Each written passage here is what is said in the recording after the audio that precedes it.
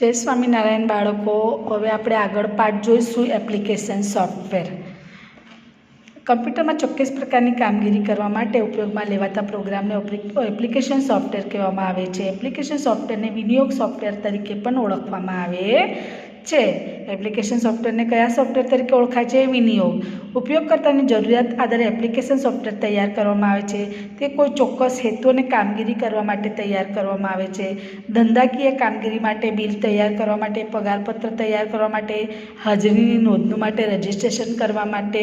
Register તૈયાર કરવા માટે, વિદ્યાર્થીની માર્કશીટ તૈયાર કરવા માટે ખાસ પ્રકારના એપ્લિકેશન સોફ્ટવેરનો ઉપયોગ કરવામાં આવે છે. હવે એના ઉદાહરણ આપણે જોઈએ. પહેલું તો છે વર્ડ પ્રોસેસિંગ સોફ્ટવેર. જો આ માઇક્રોસોફ્ટ વર્ડ, આ સોફ્ટવેર શાનું ઉદાહરણ છે? એપ્લિકેશન સોફ્ટવેરનું છે. એની અંદર આપણે એને શબ્દ પ્રક્રિયક પ્રોગ્રામ પણ કહેવામાં આવે છે. એની અંદર આપણે દસ્તાવેજ તૈયાર કરી શકાય છે. પછી એની અંદર આપણે સુધારા વધારા કરી શકીએ છીએ, પ્રિન્ટ કાઢી શકીએ છીએ કાગળ પર.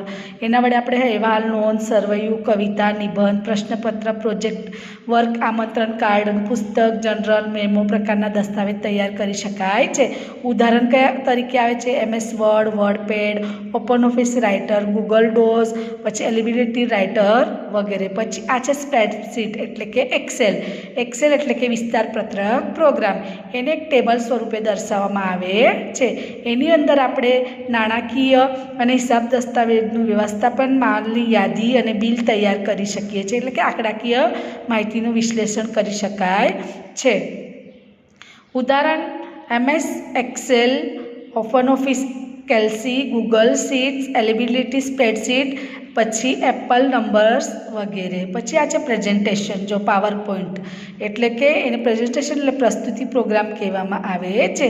તેમાં મલ્ટીમીડિયા, એનિમેશન, ટ્રાન્ઝિશનની અસરનો ઉપયોગ કરીને આકર્ષક અને અસરકારક રજૂઆત તૈયાર કરવામાં આવે છે.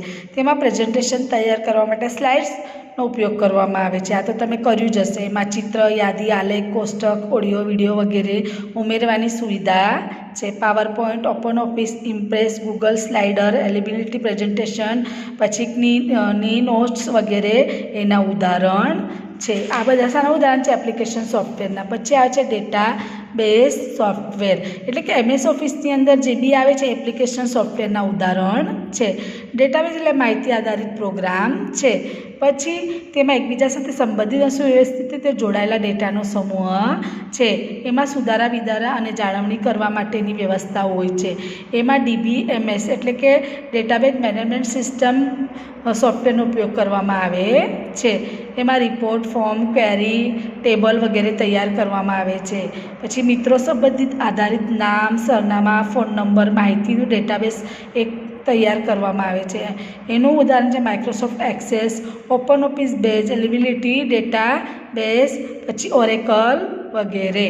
પછી મલ્ટીમીડિયા સોફ્ટવેર. આ શું છે? Multimedia software. જો એકથી વધુ માહિતીનો સમય કરવા માટે પ્રોગ્રામને મલ્ટીમીડિયા સોફ્ટવેર કહેવામાં આવે છે. તે એક કરતાં વધુ માધ્યમના સંયોજનથી રજૂઆત કરવામાં આવે છે. તેમાં લખાણ, ચિત્ર, ઓડિયો, વિડીયો, એનિમેશન પ્રકારના માધ્યમનો ઉપયોગ કરવામાં આવે છે. એમાં શિક્ષણ અને તાલીમ, ફિલ્મ, જાહેરાત, fashion designing, graphics designing, engineering, આરોગ્ય, વૈજ્ઞાનિક સંશોધન, રમતગમત, વ્યવસાય પ્રકારના અનેક ક્ષેત્રનો ઉપયોગ થઈ શકે છે. જો એના ઉદાહરણ છે ફ્લેશ છે, VLC મીડિયા પ્લેયર છે, વિન્ડોઝ મૂવી મેકર છે, પિકાસા છે, પછી મીડિયા મંકી વગેરે. હવે આ પાઠ તમારો પૂરો થઈ ગયો છે. હું મૂલ્યાંકન કસોટીનો ફોટો પાડીને મોકલાવીશ. તે તમારે તમારી નોટબુકની અંદર લખવાનું છે અને વાંચવાનું છે. જય સ્વામિનારાયણ.